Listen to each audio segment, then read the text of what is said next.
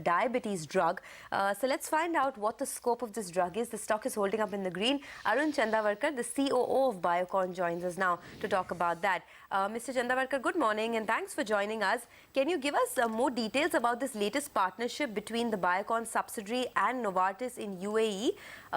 How does this really help you in, with your overall global strategy? So what we've announced yesterday is a partnership between Biocon, our subsidiary in the UAE, with Novartis for one of Novartis's innovative molecules called vildagliptin. Vildagliptin is part of a new class of molecules called DPP-4 inhibitors, which play a very important role in diabetes. If you look at the UAE market for oral anti-diabetics, the total market size is about $100 million odd US dollars, of which almost 50% comes from these DPP-4 inhibitors. And 30% of that 50% is really from this Novartis molecule vildagliptin. Okay. So we believe this is an opportunity for us to add unique differentiated molecule to our portfolio and clearly grow the market for both of us. It's a 50-50 joint venture? Yes, it is. We both roughly capture 50% of the revenues. It's a joint venture between Biocon and B.R. Shetty, who's the promoter of Neo Pharma. Okay, what's the revenue trajectory, therefore, of Neo Biocon?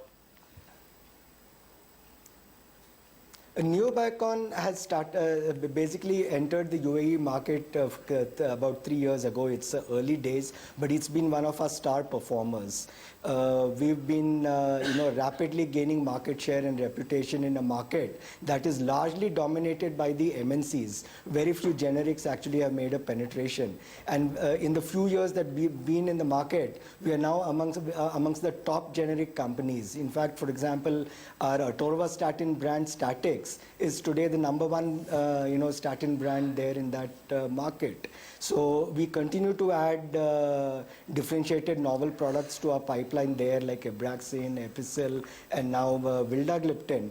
And going forward, we will probably continue to strengthen this. The market there is growing in double digits, and so is Neo Biocon at a high double-digit growth. Okay, that's good to know. Can you share with us your global development plans for insulin and insulin analogs? Do you have any plans to introduce insulins in UAE?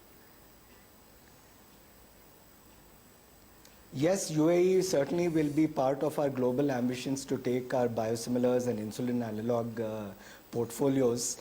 In fact, if you look at Biocon's key growth focus, it clearly stems from the insulin analog and biosimilars portfolio.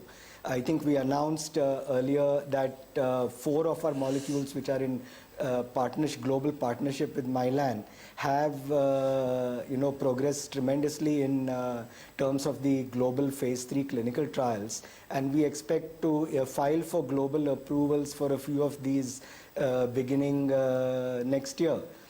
So this is clearly going to be a pivotal point for a company like Biocon. We are already present with some of these molecules in several emerging markets. For example, our insulin is registered in 60 emerging markets. Our glargine is registered in over 20 markets. And trastuzumab, as you know, we've launched it in India and hoping to launch it soon in Algeria and a few other emerging markets as well.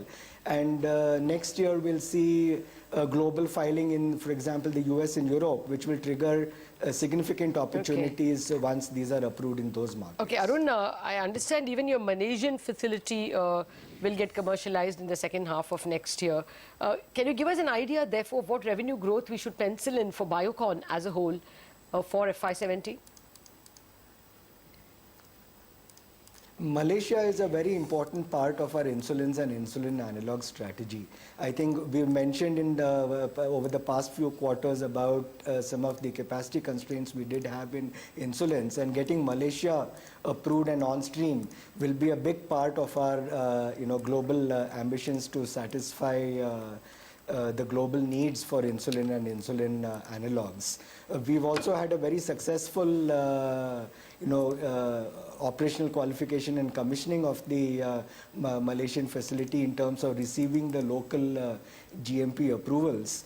We are now on course with the necessary, validations and submission of the dossiers from Malaysia, which also will trigger inspections and approvals for Malaysia.